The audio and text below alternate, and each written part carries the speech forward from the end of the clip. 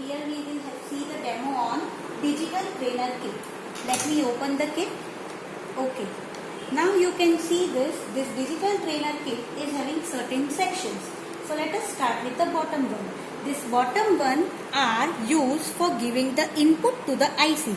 So these are known as a small lever. You can read over here, the low indicates the 0 value and high indicates the value 1. So if the lever is down, it is a low voltage. If it is 1, it is generating the high voltage 1. Similarly, on the upside, you can see one socket. This is known as a zip socket, where it is a 20 pin socket. One can put an IC like this. As you know, that IC is having a notch, as told by Vanna ma'am. The notch we will be fixing like this. And during the practical, if we do not want to disturb the IC, then we will fix this by this rod, this lever. And all the 1 to 7 pins of IC will be mapped to 1 to 7 pins, output pins over here. This ICs internally will be connected with this input sockets. Such 4 sockets we have, and this is the very larger one, a 40 pin socket. During our syllabus, we are not going to utilize this 40 pin socket, but this is just for our idea. Now this is input, this is to fix output. The question is how to see the output. So output will be observed over here. You can see total 0 to 9, that means 10 LEDs are connected over here. So if I want to observe any output, I will connect this input leg of any IC to here. Then this is a 7 segment display. Each display is having the 4 pins. So this is one display, A0 to A3. This is second display, B0 to B3. Now if I want to see the output in a digit format, I will connect my output pins over here. It will display 0 to 9 digits over here. Similarly, these are the inputs related for clock generation. If your circuit requires certain types of clock, then we can provide the clock by this probe, or we can connect with a particular frequency. Similarly, you can use this also, and as well as this a pusher button. So it will show that you can use the upside clock or the downside clock. The further details regarding the clock we will see in the lecture. So today our aim is to analyze our AND gate IC. So over here I am taking the container of AND IC. I am taking one IC out of this. Okay, let us use this only.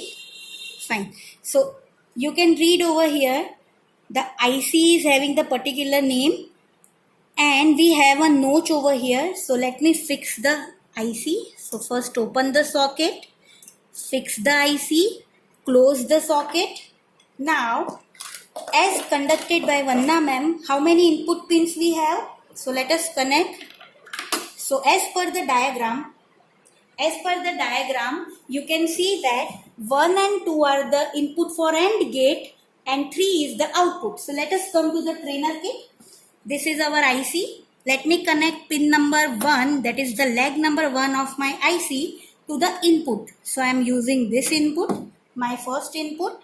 Second, take a second input and connect over here. So now what we did, we just connected this input pins to our IC. The next is connect the output. So take the output from the IC, connect it to our LED. So now this is the output connected. Now what is missing over here? The heart.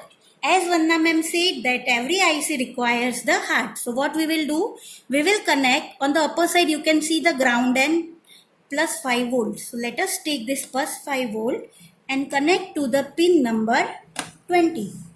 And for color combination, we are using this black wire. Let us connect the last pin, that is the 7th pin, to the ground. So now our IC is connected.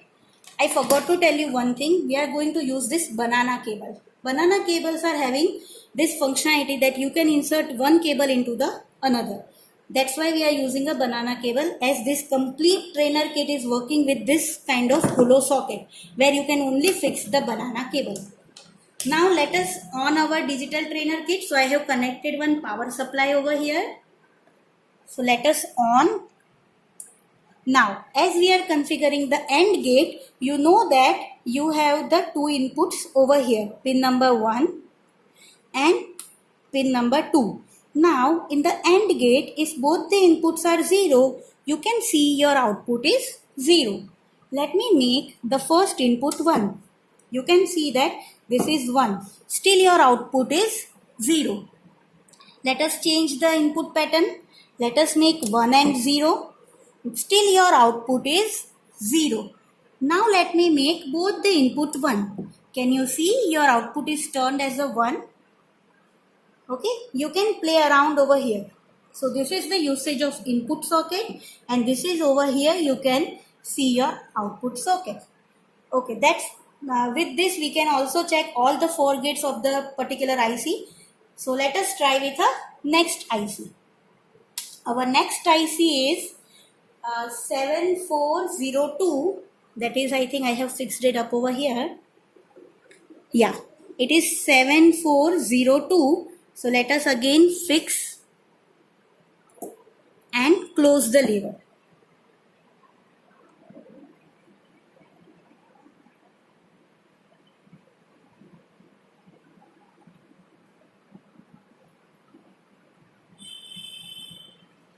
Okay, the best thing is whenever you want to connect this, you have to utilize the wire as well. So let us disconnect the previous IC, all the connections carefully, and let us connect one more time with a NOR gate. NOR gate input output. For NOR gate, we will connect. In the NOR gate, we have a different structure. So pin number 2 is the input pin. Let us connect to the over here with our input lever. Pin number 3, we are going to connect with a second.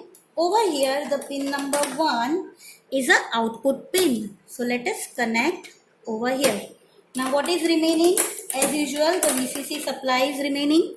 So let us connect the VCC supply to pin number 20. Let us connect the ground, pin number 7 and a ground. Okay. Now let us power on. Okay, before we start our simulation, let us identify that what is the truth table of NOR gate. So if both the inputs are 0, it is opposite of OR gate, you will have the output 1 that we are observing. Now if one of the input is 1, your output should be 0. That is opposite to OR gate. Let us change, make it 1 0. Again my output is 0. Let us make it both the 1. Again the output is 0. So with this, we will conclude our lab session with Professor Vanna Shah ma'am, and we hope that if you have any query, you will definitely contact us and reach us. Thank you very much.